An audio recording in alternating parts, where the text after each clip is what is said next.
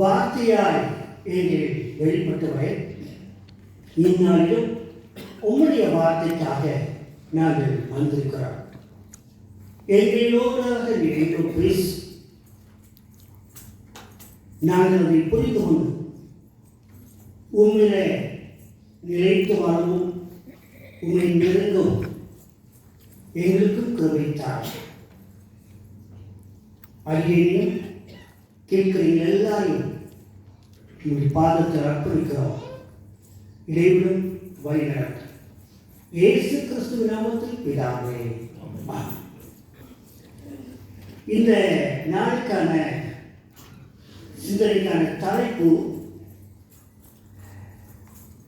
Christ redeems all. Divine love embraces everyone. கிறிஸ்து எல்லாரையும் மீட்கிறார். தெய்வீக அன்பு ஒவ்வொருவரையும் அரவணைக்கின்றது. இதுதான் இந்த நாளிலே நாம் தியானிக்க போகிற தலைப்பு. இதை ஒரே வார்த்தையில் இணைத்து சொல்ல வேண்டுமானால் எல்லாரையும் அரவணைத்து அன்பு காட்டி மீட்கும் கிறிஸ்து.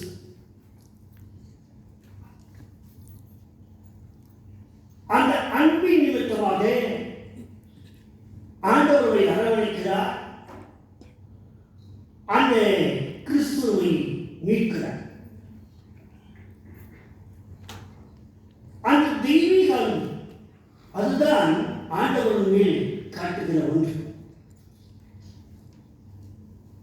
அதனைத்தான் நாம் கிருபை என்று சொல்கிறோம்.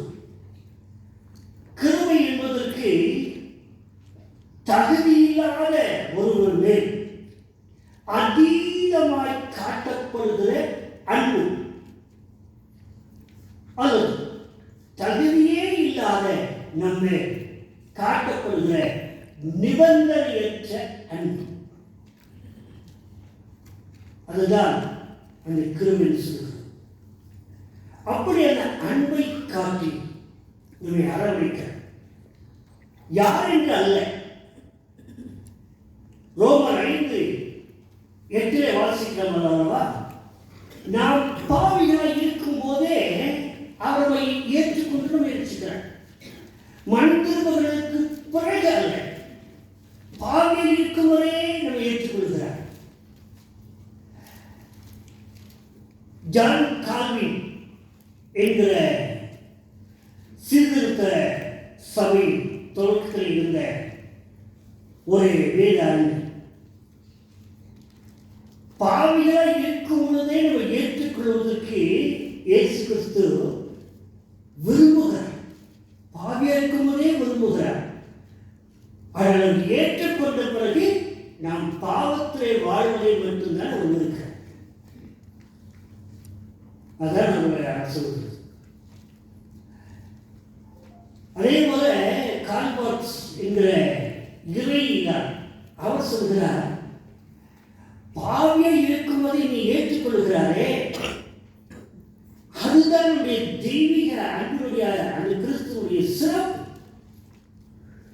பாவியா இருக்கும்போது நீ ஏற்றுக்கொள்கிறாரே, அது ஒரு மிகப்பெரிய அதிசயம்.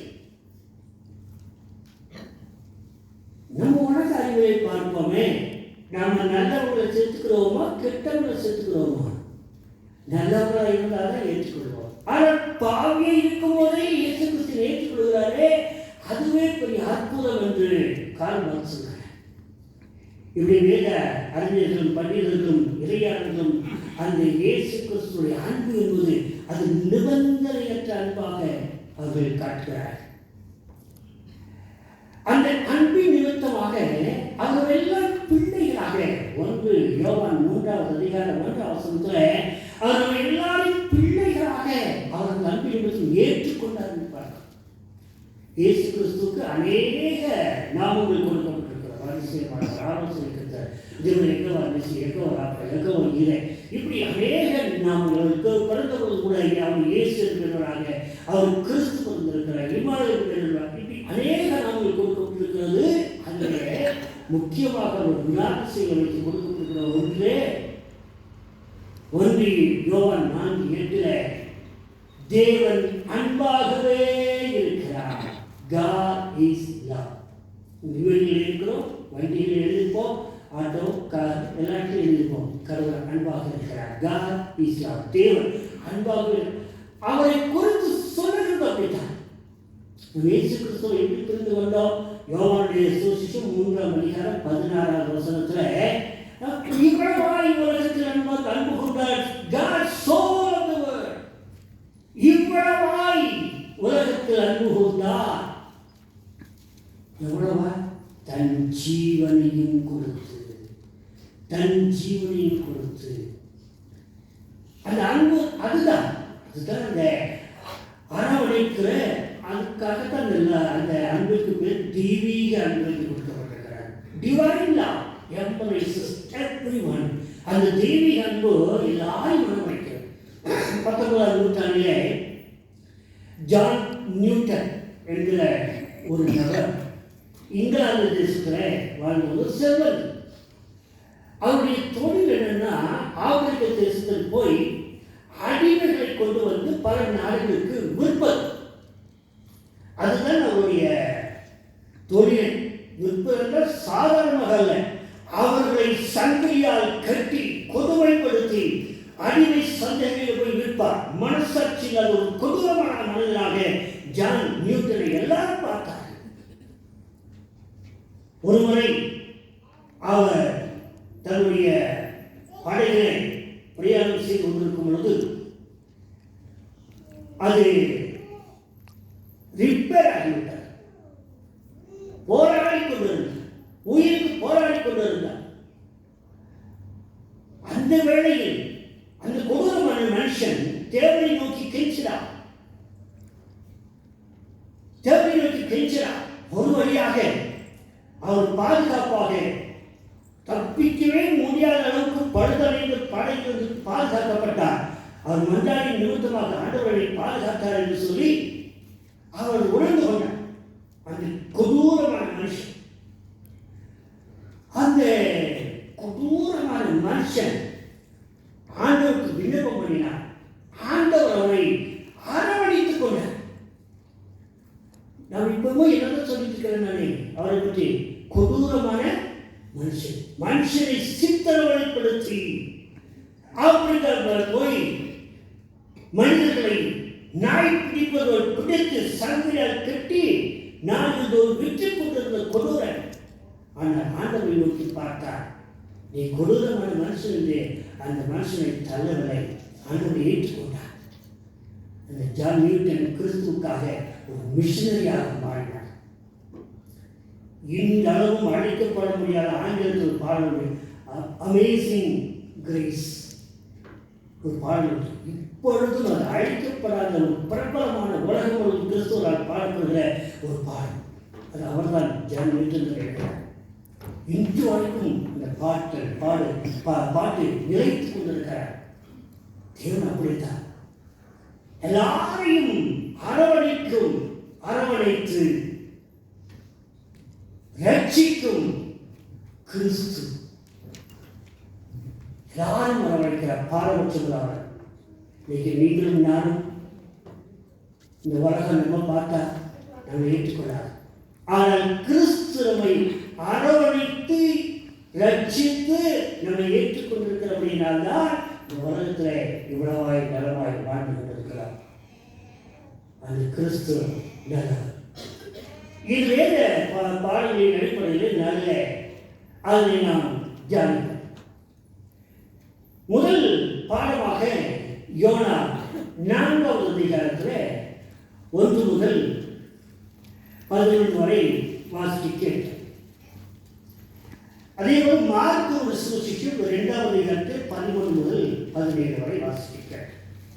இவைகளிலே இந்த அரவணைத்து ரட்சிக்கும் கிறிஸ்துவை நாம் எப்படி கொண்டு கொள்ள முடியும் என்றால், நிருபபாடமாக வாசிக்க கேட்ட 1 தீமோத்தேயு எடுத்துக்கொள்ளுங்கள். 1 தீமோத்தேயு 2வது அதிகாரம் 4வது வசனத்தை ஒரு வாசிங்கள். 6வது வசனம் வாசிக்கிறார். எல்லா ரட்சிக்கப்படவும் எல்லா மனுஷரும் ரட்சிக்கப்படவும் சத்தியத்தை அறிகிற அறிவை அடையவும் அவர் சித்தமுள்ளவராய் இருக்கிறார். எல்லாரையும் மீட்கும் பொருளாக ஒப்புக் கொடுத்த மனுஷனாகிய கிறிஸ்து இயேசு அவரே இதற்குரிய சாட்சி ஏற்ற காலங்களில் விளங்கி வருகிறது.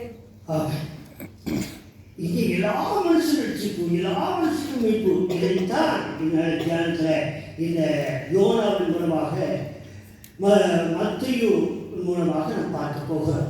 யோனா 4வது அதிகாரத்தில் பாடலை மட்டும் வாசிக்கிறோம். இந்த யோனாவை குறித்து பார்க்கும்போது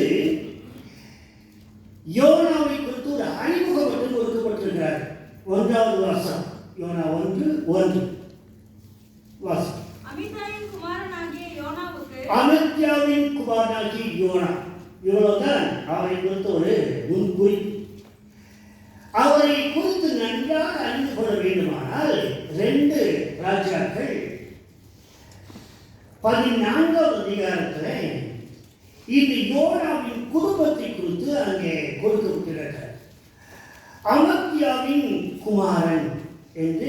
அமத்யா யார் என்றால் அவரும் ஒரு தீர்க்கதரிசி. ஒரு தீர்க்கதரிசியுடைய மகன் தான் யோனா. அந்த தீர்க்கதரிசி குடும்பத்தில் இருந்தபடினாலே இவர்கள் ராஜாவுக்கு ஆலோசனை சொல்லுகிறவர்களாகவும் இவர்கள் இருந்து வந்தார்கள். அப்படி ஒரு உன்னதமான குடும்பத்தை சார்ந்தவர் தான் இந்த யோனா. வடக்கு ராஜ்யத்தில் இவர்கள் இஸ்ரேல் நாட்டிலே வடக்கு ராஜ்யம் இஸ்ரேல் நாட்டிலே வாழ்ந்து வந்த ஒரு தீர்க்கதரிசி. அப்போ இஸ்ரேல் ராஜாக்களுக்கு தீர்க்கதரிசனம் சொல்லிக் கொண்டு வந்த ஒரு கணம் பொருந்திய குடும்பத்தை சார்ந்தவர் தான் யோனா. இந்த யோனா நினைவை குறித்து நாம் பார்க்கும்போது 2 புத்தகங்களில் குறிப்பு இருக்கும். ஒன்று நாகும் புத்தகமும் இதற்காக எழுதப்பட்டிருக்கிற நினைவைக்கு வருகின்ற அழிவை குறித்து எச்சரிக்கின்ற புத்தகம் தான் நாகும். ஆனால் இவருக்கு யோனாவின் புத்தகத்திற்கும் நாகும் புத்தகத்திற்கும் 100 வருஷம் இடைவெளி இருக்கிறார். இது முதலாவது எழுதப்பட்டது யோனா அந்த சம்பவம் வேண்டாம். அதற்கு அப்புறமாக அவர்கள் சீர்கிட்டு போனார்கள், பாவத்துக்கு விழுந்து போனார்கள். அதுவே எச்சரிப்பதற்காக எழுதப்பட்டது தான் நாகும். 1:1 வாசிங்க. நினிவேயின் பாரம் போதும். அது நினைவைக்காக எழுதப்பட்ட மற்றொரு புத்தகம் நாகும். ஆனால் அது 100 வருஷத்துக்கு அப்புறமாக எழுதப்பட்டது. அப்போ யோனா ஒரு தீர்க்கதரிசியுடைய குடும்பத்தை சார்ந்தவர், இஸ்ரேல் நாட்டை சார்ந்தவர். ராஜாக்களுக்கே தீர்க்கதரிசனம் சொல்லிக் கொண்டிருந்த அரசாங்கத்திலேயே ஒரு தீர்க்கதரிசியாக பணிபுரிந்தவர். அப்படி வச்சிருப்பாங்க, ராஜாக்களே வச்சிருப்பாங்க. தாவீது ராஜாக்களுடைய நாட்களில் நாத்தான் என்னும் தீர்க்கதரிசி ஞாபகம் இருக்கிறதுலவா? நாத்தான் தீர்க்கதரிசி, காத் தீர்க்கதரிசி, தாவீதுடைய அரசவையிலே அவர்கள் தீர்க்கதரிசிகளாக இருந்தார்கள். அதே போல இந்த யோனாவும் அரசவையிலே அவருடைய தகப்பனார் யோனா எல்லாம் அரசவையிலே தீர்க்கதரிசனம் சொல்லிக் கொண்டிருந்தவர்கள் தான். இந்த யோனாவை தேவன் அழைத்து நினிவேக்கு தீர்க்கதரிசனம் சொல்லும்படியாக அனுப்புகிறார். நினிவே என்பது தேவனுடைய ஜனங்கள் ஒரு ஆளுமே அங்கே வசிக்காத இடம். நினிவே என்பது அசீரிய நாட்டுடைய தலைநகரம். அங்கே யெகோவா தேவன் என்ற நாம் நம்புகிற அந்த தெய்வமே கிடையாது. பாபிலோனுக்கு அதிக தெய்வங்கள், எகிப்துக்கு தெய்வங்கள், அதே போல அசீரியாவுக்கும் அநேக தெய்வங்கள் இருக்கின்றன. ஆனால் யெகோவா அந்த தெய்வம் கிடையாது. ஆனால் யெகோவாவுடைய பிரதிநிதியாக மனம் திரும்புகிற செய்தியை யோனாவின் மூலமாக பிரசங்கிக்கும்படியாக தேவன் யோனாவை அனுப்புகிறார்.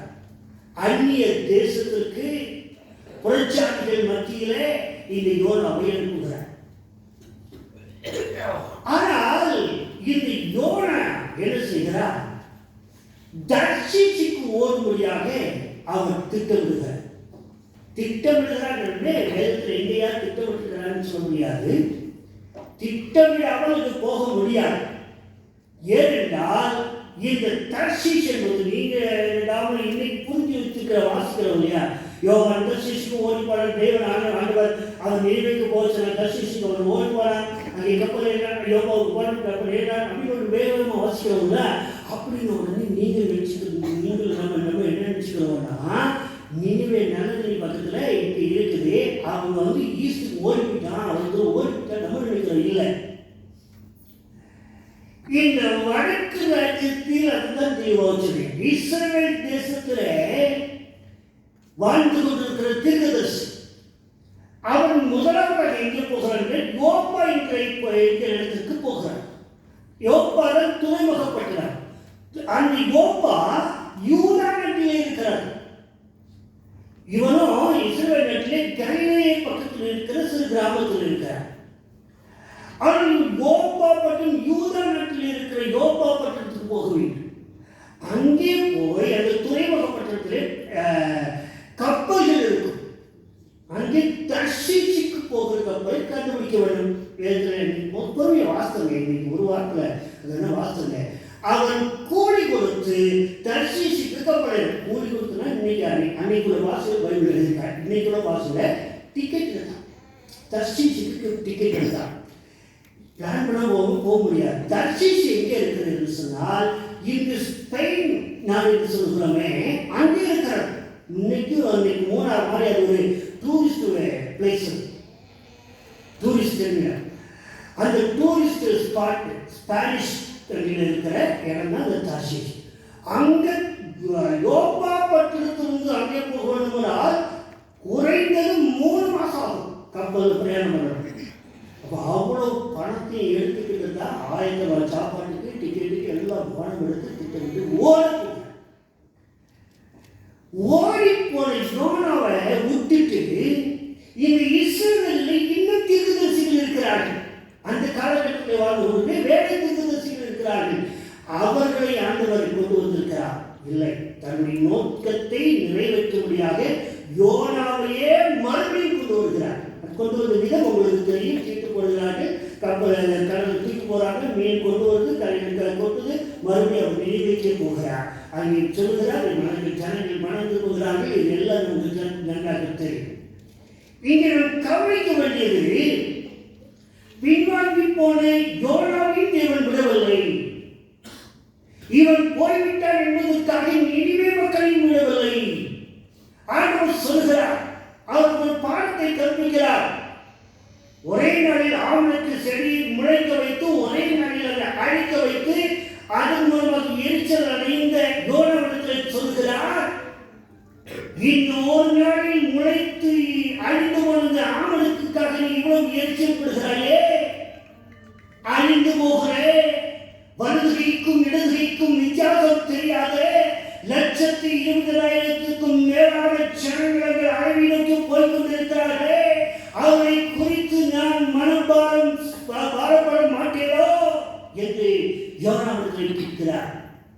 யோனாவிடத்தில் சொல்றார், ஆண்டவரே இதுக்காகத்தான் சொல்றது சாப்பிட்டு பாருங்க. அவன் ஓடிப்படுறது வேற விஷயம். நான் இதுக்காகத்தான் நீ மாறி வேணும் தெரியும், இதுக்காகத்தான் ஓடி போவேன்னு சொல்லி சும்மா போல அவன் சாப்பிட்டு போக சொல்கிறான். ஆனால் யோனாவுக்கும் இந்த தேவன் யாருக்கு தெரியும், யோனாவுக்கும் தெரியும் இந்த கருத்தை எப்படிப்பட்டவர் என்று. ஆண்டவருக்கு தமிழ் சொல்கிறார், ஆண்டவரே நீ இரக்கம் உள்ளவரே, மனதுருக்கம் உடையவரே, நீடிய சாந்தம் பொறுமை அன்பு.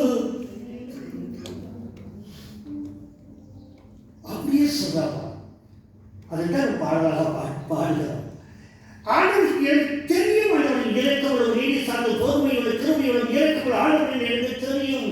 நீ மனமார்பில் அந்த மன ஒதுக்கம், அந்த அழிந்து போகிற ஜனங்களை அரவணைத்துக் கொள்ள வேண்டும், மீட்டுக் கொள்ள வேண்டும் என்பதுதான் தேவனுடைய நோக்கமாக இருந்தது.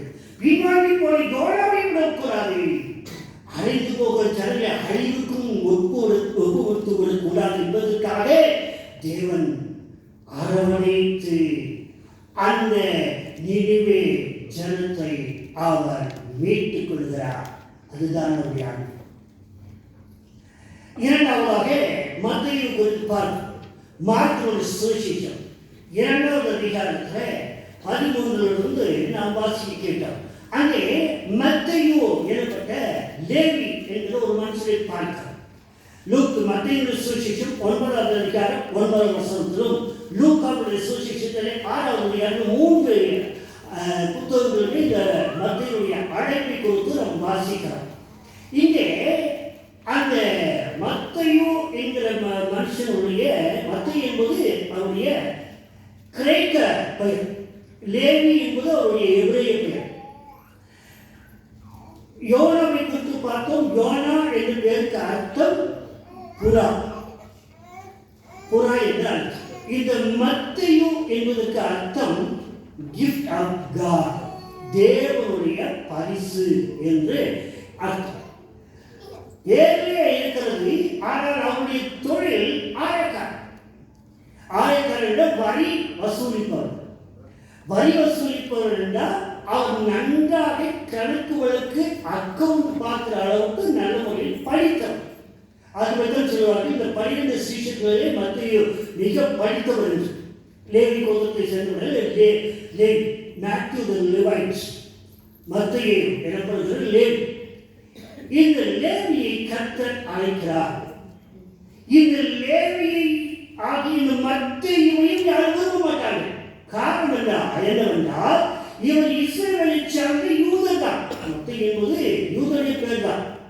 கிஃப்ட் ஆஃப் காட், தேவனுடைய பரிசு என்கிற அர்த்தமுடைய அது கிரேக்க பெயர் தான். அவர் ஒரு எபிரேயர் தான். ஆனால் அப்பொழுது இந்த தேசம், இஸ்ரவேல் ஜனங்கள், இஸ்ரவேல் தேசம் ரோமர்களால் அரசாளப்படுகிறார். வரி யாருக்காக வாங்குறது? ரோமர்களுக்காக. இவர் இஸ்ரவேல் யூதர்களிடத்தில் வரி பிடிங்கி ரோமருக்கு கொடுக்கிறார், ரோம அரசுக்கு கொடுக்கிறார். அது ஜனங்களை வெறுக்கிறார். அவர்களுக்கு எல்லாரும் சகையார் ஆயக்காரர்கள், ஜனங்கள் வெறுத்தார். மத்தியும் ஆயக்காரர்கள், ஜனங்கள் வெறுப்பார்கள் என்று சொல்ல அநியாயமாக இந்த வரியை குறித்து ரோம அரசுக்கு கொடுக்கிறார். வரி வரி வரின்னு அப்படியே இருக்கு. ரோம அரசு அப்படியே வரி பிடித்து கொண்டிருக்கிறார். இப்போ நம்ம கூட வரி வரி வரி ஞாபகம் வந்து நமக்கு அமெரிக்க ஜனாதிபதி டொனால்டு ட்ரம்ப் தான் ஞாபகம் வருது. எல்லா நாட்டுகளும் வரி வரி வரி போட்டு வெறுப்பேற்றிட்டு இருக்கிறார். அதே மாதிரி இந்த ஜனங்கள் ஒரு வெறுப்பு, ஆயிரக்கணக்கான வெறுப்பு. இந்த மத்தேயுவை ஜனங்களாக இருக்கிறார்கள். ஆனால் ஆண்டவர் அவரை பின்வரப்பின் வா என்று சொல்லி அவரை ஊழியத்திற்கு அழைக்கிறார். அது மட்டுமல்ல, இந்த மத்தேயு தன்னுடைய வீட்டுக்கு இந்த இயேசு கிறிஸ்துவை அழைத்துக் கொண்டு போகும் பொழுது அங்கே ஆயக்காரர்களும் பாவிகளும், இந்த உலகம் யாரையெல்லாம் பாவி என்று முத்திரை குத்தியதோ அவர்கள் எல்லோரும் அவருடைய வீட்டில் இயேசு கிறிஸ்துவோடு பங்கி இருக்கிறார்கள். பங்கி இருக்கும் பொழுது அதை பார்க்கிற ஜனங்கள் எல்லாருக்கும் அது வித்தியாசமாக சொல்கிறார். கிறிஸ்து என்கிறார், மேசியா என்கிறார், இயேசு என்கிறார், ரட்சகர் என்கிறார், பரிசுத்த என்கிறார், பரிசுத்தவை தந்தவர் என்கிறார், பாவியை ரட்சிக்க வந்தவர் என்கிறார். ஆனால் இங்கே பாவிகளோடும் மழைக்காரர்களும் தங்கி இருக்கிறாரே என்று குற்றம் சுமத்துகிறார்கள். அப்பொழுதுதான் இயேசு சொல்கிறார், வாசிகள் 17, மார்க் 2:17. அதை கேட்டு பிணியாளிகளுக்கு வைத்தியம் வேண்டியதை அல்லாமல் வேண்டியதில்லை, நீதிமான்களை அல்ல, பாவிகளையே மனம் திரும்புவதற்கு அழைக்க வந்தேன். நல்லவனுக்காக நல்ல உயிரை கொடுக்கிறார், கெட்டவனுக்காக உயிரை கொடுக்க முடியாது. ஆண்டவர் சொல்கிறார், நான் நல்லவனுக்காக தேடவில்லை, பாவிகளின் மனம் திரும்ப அழைக்க வந்தேன். பாவிக்காகவே வந்தேன், பாவிகளை மீட்கவே வந்தேன். அங்கே ஒரு கூட்ட ஜனம் ஒரு பக்கம் பின்வாங்கி ஓடி போய் யோனா, அங்கே ஒரு ஜனக்கூட்டம், 2 கூட்டத்தாகவே ஆண்டவர் அரவணைத்து ரட்சிக்கிறார். இங்கே சமுதாயத்தினால் வெறுக்கப்பட்ட மத்தேயு, சமூகத்தினால் பாவிகள் சொல்லப்பட்ட முத்திரை குத்தப்பட்டவரை இது இருதரத்தாரை ஆண்டவர் நேசித்து அரவணைத்து அனைவருக்கும் அவர் ரட்சிப்பை கொடுக்கிறார். நம்முடைய தலைப்பு அதுதானே. கிறிஸ்து எல்லாரையும் மீட்கிறார். தெய்வீக அன்பு ஒவ்வொருவரையும் அரவணைத்துக் கொள்கிறார். வாழ்நாள் முழுவதும் கிறிஸ்து இதை செய்து கொண்டே இருந்தார். தன்னுடைய சிலுவை மரணத்திலும் கூட